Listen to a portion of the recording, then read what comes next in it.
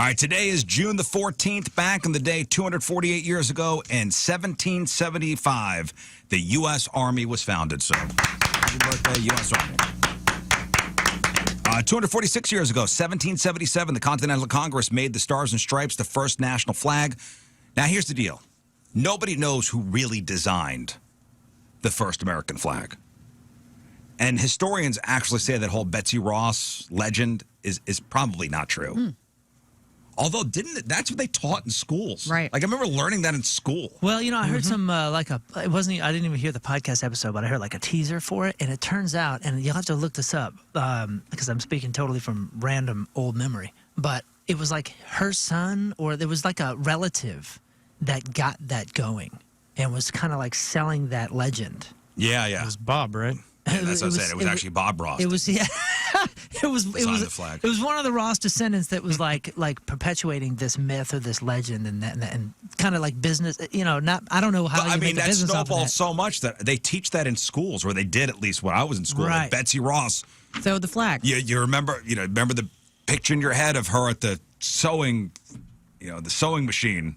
I'm looking at, so if you go to I don't think there was a sewing machine. In my Right. head, there was. Okay. well, if you go to the Smithsonian in D.C., you can see the first American flag that was ever, like that the Star-Spangled Banner was based around.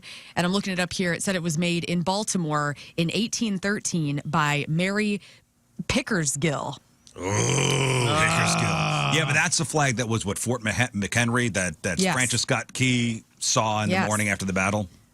But when you think that, like, if Betsy Ross had made the flag, that would have been preserved instead of this flag, Well, that's a pretty famous flag too. I'm just saying. I'm trying Okay, to get all to the right, bottom of this madness. 52 years ago, 1971, the first Hard Rock Cafe opens in London. 34 years ago, 1989, huge news. Zsa Zsa Gabor was arrested for slapping a Beverly Hills motorcycle policeman. What did she do, Zsa Zsa Gabor? She was just gorgeous. But what was her... Green Acres. Yeah. No, that was Ava Gabor, the sister. Zsa Zsa. You sure? Let me look it up. I'll put money on it. I think it was Zsa Zsa, bro. I looked that up. Zsa Zsa Gabor. Like, I think she was just a socialite. She was the socialite. I think she was just like the Kim Kardashian, kind of famous for being famous back in the day. Ava Gabor, I think, was the actress. I thought Zsa Zsa did some TV and She was in a lot of. Was she? I don't know. I don't know much about acting. She was in the Beverly Hillbillies in 1993. Zsa Zsa Gabor. 1993, the movie. Oh, Yeah. well. Who was in Green Acres? I believe it was Ava Gabor. Look that up. Anyway, she complained afterwards that the treatment she received by the cops, quote, was like Nazi Germany. And she was sentenced to 72 hours in jail. You're right. It was Eva. Yep. Oh!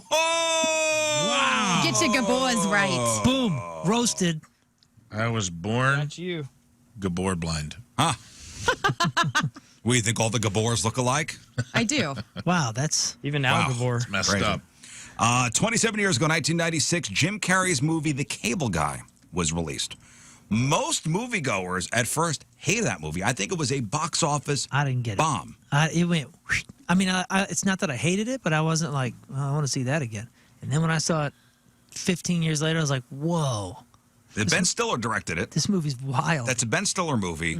And you got Jim Carrey coming off Ace Ventura, The Mask. I mean, Jim Carrey was the guy. And this was 1996. That was the first time he played an unlikable character, Unlikable, and I yeah. think audiences didn't know how to Didn't know how to handle it. didn't know Right. how to absorb that, and I think that's why it did poorly. It was also originally for Chris Farley.